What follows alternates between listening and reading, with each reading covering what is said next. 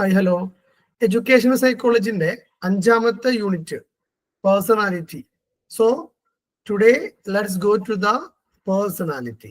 Okay, അപ്പൊ എല്ലാവർക്കും നമ്മുടെ ഈ ഒരു 5ാമത്തെ യൂണിറ്റിലേക്ക് സ്വാഗതം.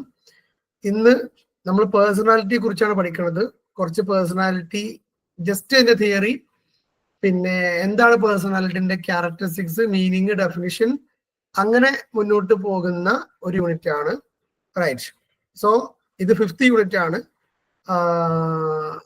Meaning of the term personality. Screen കാണുന്നുണ്ട് വിശ്വസിക്കുന്നു. PPT ക്ലിയർ ആണോ?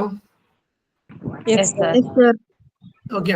നമ്മൾ സാധാരണ പറയാറുണ്ടല്ലേ, എല്ലാവർക്കും പേഴ്സണാലിറ്റി ഉണ്ട്, അല്ലെങ്കിൽ ചില ആളുകൾ ഭയങ്കര പേഴ്സണാലിറ്റി ഉള്ള ആളാണ്, അല്ലെങ്കിൽ അവന്റെ പേഴ്സണാലിറ്റി തീരെ പോരാ എന്നുള്ളൊരു ടേം നമ്മൾ സാധാരണ ഉപയോഗിക്കാറുണ്ട്. ശരിക്കും നമ്മളില്ലേ എന്ത് കണ്ടിട്ടാണ് ഒരാളുടെ പേഴ്സണാലിറ്റി പോരാ എന്ന് പറയുന്നത്? നിങ്ങളൊരു സാധാരണ ഇതിൽ എല്ലാവരും ഉപയോഗിക്കുന്ന ടേമാണ് പേഴ്സണാലിറ്റി. അപ്പം അത് ശരിക്കും നമ്മൾ എന്ത് കണ്ടിട്ടാണ് അങ്ങനെ ഉപയോഗിക്കണേ? ഒപ്പീനിയൻ ഉള്ള, അഥവാ ഒരാളുടെ നമുക്ക് കുറച്ചുകൂടി സ്പെസിഫിക് ആയി പറയുകയാണെങ്കിൽ ഒരു ആറ്റിറ്റ്യൂഡ്.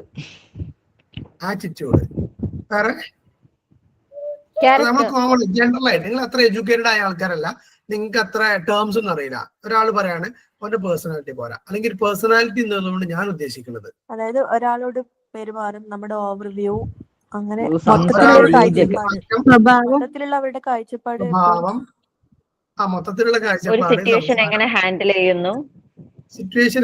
ചെയ്യുന്നു. That's good. ഓക്കെ, സോ ഇതാണ് നമ്മുടെ മനസ്സിലിപ്പുള്ള പേഴ്സണാലിറ്റി.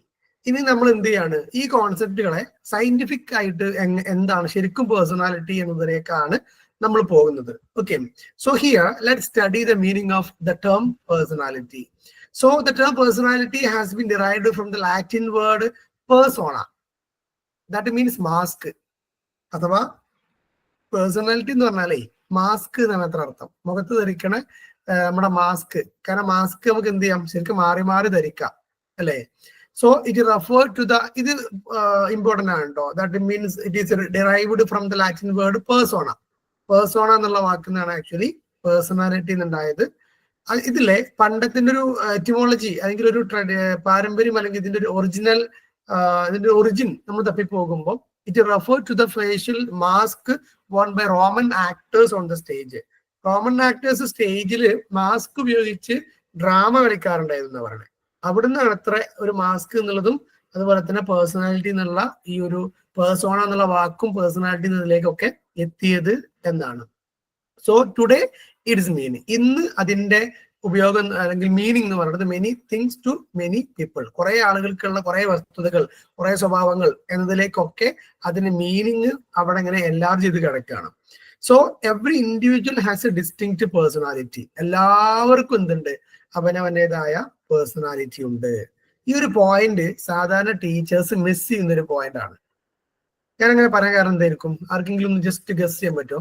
അധ്യാപകർ എപ്പോഴും മിസ് ചെയ്യുന്ന അല്ലെങ്കിൽ അണ്ടർസ്റ്റാൻഡ് ചെയ്യാത്ത ഒരു പോയിന്റ് ആണ് every individual has A distinct personality. ആർക്കെങ്കിലും ഒന്ന് ഡിസ്ക്രൈബ് ചെയ്യാൻ പറ്റുമോ? എന്തായിരിക്കാം അതിന്റെ അർത്ഥം? ഞാൻ പറഞ്ഞതിന്റെ അർത്ഥം എന്താണെന്ന് ചോദിക്കണേ. അതായത് ടീച്ചേഴ്സ് എപ്പോഴും വിചാരിക്കുന്നത് എല്ലാവരും ഒരു രൂപത്തില് ഒരേപോലെ പഠിച്ച്, അല്ലെങ്കിൽ എല്ലാവർക്കും ഒരേ രൂപത്തിലുള്ള സ്വഭാവങ്ങളും എല്ലാത്തിലും എല്ലാവരും ഒരുപോലെ പെരുമാറണം, എല്ലാവരും ഒരുപോലെ പഠിക്കണം എന്ന് അധ്യാപകർ ചിന്തിക്കുന്നു.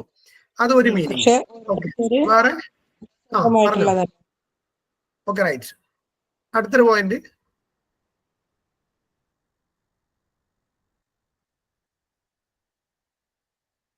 ഉണ്ടോ? ഇല്ല, അത്രത്തിലുള്ളൂ. അപ്പം ഉദ്ദേശിക്കുന്നത് അതൊക്കെ തന്നെയാണ്. അഥവാ അധ്യാപകർ എന്ത് ചെയ്യാണ്, പല ആളുകളെക്കൊന്നും എല്ലാവരുടെ അടുത്തും ഒരേ ബിഹേവിയർ എക്സ്പെക്ട് ചെയ്യുന്നു, എല്ലാവരുടെ എന്നാൽ ഈ ക്ലാസ്സിലെ കുട്ടികളുടെ ഇടയിൽ എല്ലായിടത്തും ഒരുപോലെ ഇഷ്ടം കാണിക്കാത്ത ഒരു സ്വഭാവം കൂടി അധ്യാപകർക്ക് ഉണ്ടാവാറുണ്ട്. അഥവാ ഡിസ്ക്രിമിനേറ്റ് ചെയ്യുന്ന ഒരു സ്വഭാവം. പഠിക്കുന്ന കുട്ടികളുടെ അടുത്ത് കൂടുതൽ അറ്റാച്ച്മെന്റ്, അവരെ കൂടുതൽ ഇഷ്ടം, കുറച്ച് വികൃതി കാണിച്ചാൽ അത് അവർക്ക് അവിടെ താല്പര്യമില്ല എന്നുള്ളൊരു ബിഹേവിയർ ടീച്ചേഴ്സിന്റെ ഭാഗത്ത് ഉണ്ടാവാറുണ്ട്. പക്ഷെ അതൊക്കെ അവരുടെ പേഴ്സണാലിറ്റി ആണ് എന്ന് മനസ്സിലാക്കുന്നിടത്താണ് ഒരു ടീച്ചറുടെ ധർമ്മം എന്ന് പറയുന്നത്. So it is the totality എന്നുള്ളതായിരിക്കും കേട്ടോ. of what a person is. Personality is the totality of what person is. ശരിക്കും ഒരു പേഴ്സൺ എന്ത് എന്നതിന്റെ ഒരു മൊത്തം കാര്യങ്ങളെയാണ് നമുക്ക് പേഴ്സണാലിറ്റി എന്ന് പറയാൻ കഴിയുക. So it includes all traits. ഈ ട്രേറ്റ് എന്നുള്ള വാക്ക് പ്രത്യേകം ഒന്ന് നോക്കി വെക്കുക. എപ്പോഴും ട്രേറ്റ് എന്നാണ് നമ്മുടെ ക്വാളിറ്റീസിനെ അല്ലെങ്കിൽ നമ്മുടെ സ്കില്ലുകളെ നമ്മൾ ഇവിടെ പറയാം. ഫിസിക്കൽ, സൈക്കോളജിക്കൽ, സോഷ്യൽ, ഇങ്ങനെയൊക്കെ നമുക്ക് ഒരുപാട് ട്രേറ്റ്സുകളുണ്ട്, ഒരുപാട് കഴിവുകളുണ്ട്. ഓക്കെ, സോ അതിന്റെയൊക്കെ ഒരു ആകത്തുകയാണ് നമ്മുടെ പേഴ്സണാലിറ്റി എന്ന് നമുക്ക് പറയാം. So let's define personality.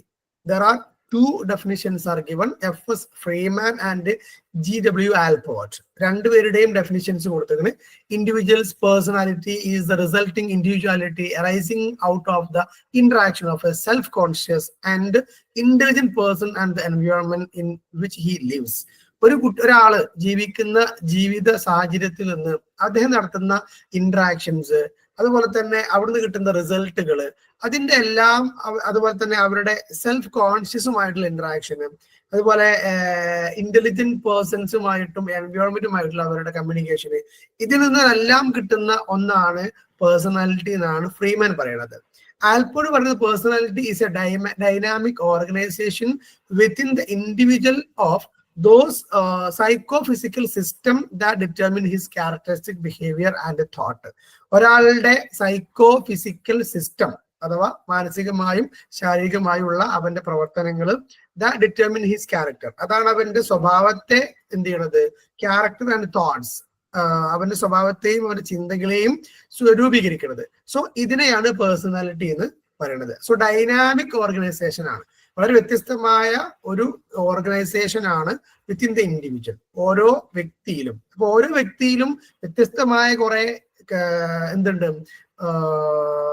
Psycho physical systems ഉണ്ട്, അതുപോലെ തന്നെ അവരുടെ ക്യാരക്ടറിസ്റ്റിക്സ് ഉണ്ട്, അവരുടെ ബിഹേവിയർ ഉണ്ട്, അവരുടെ തോട്ട്സ് ഉണ്ട്. അപ്പൊ ഓരോരുത്തരും ഡിഫറെന്റ് ആയിട്ടുള്ള ഈ ഒരു ക്യാരക്ടർ, ബിഹേവിയർ, തോട്ട്സ്, ഇതൊക്കെ തന്നെയാണ് പേഴ്സണാലിറ്റി എന്നാണ് G.W. ആൽപോർട്ട് പറയുന്നത്.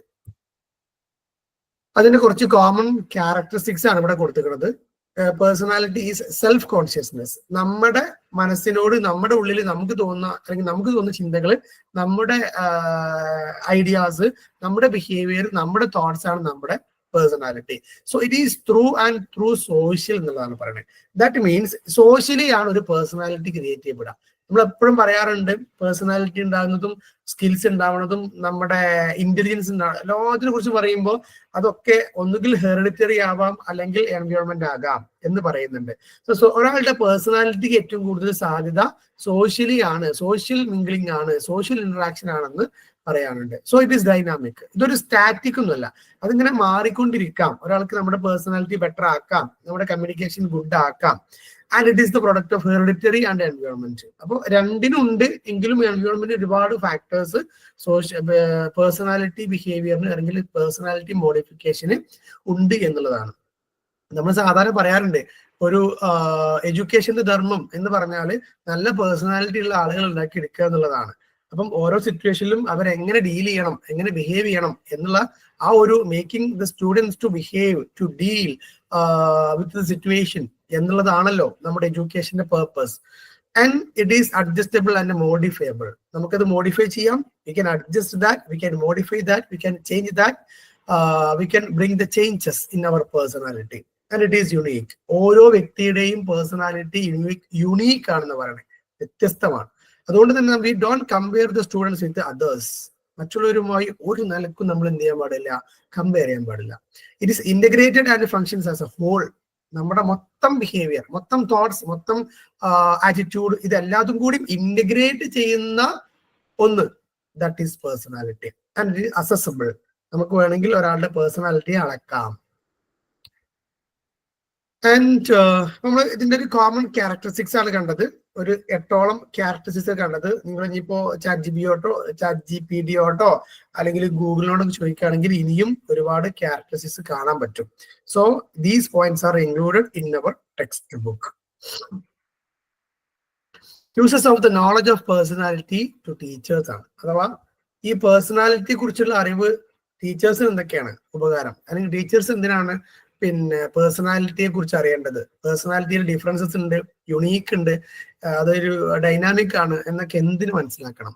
Personality will affect their learning and performance. കാരണം ഓരോ കുട്ടിയുടെയും പേഴ്സണാലിറ്റിക്ക് അനുസരിച്ചാണ് അവര് പെർഫോം ചെയ്യുക, അതനുസരിച്ചാണ് അവർ ലേൺ ചെയ്യുക. They need to get proper guidance. അതുകൊണ്ട് തന്നെ ഓരോ കുട്ടിക്കും കൊടുക്കേണ്ട ഉപദേശം എന്തായിരിക്കും?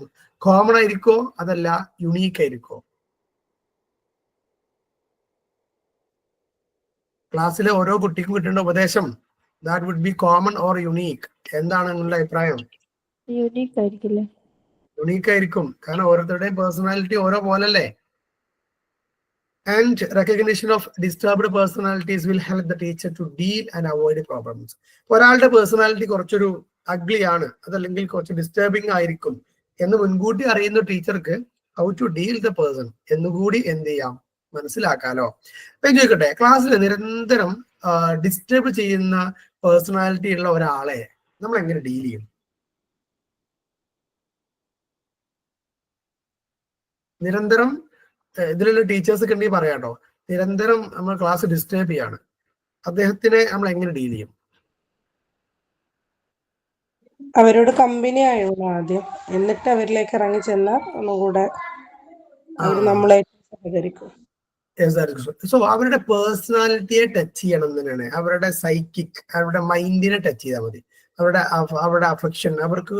കാരണം അവര് ക്ലാസ്സിനെ ഡിസ്റ്റർബ് ചെയ്യുന്നുണ്ടെങ്കിൽ there will be A reason, തീർച്ചയായിട്ടും ഒരു റീസൺ ഉണ്ടാകും.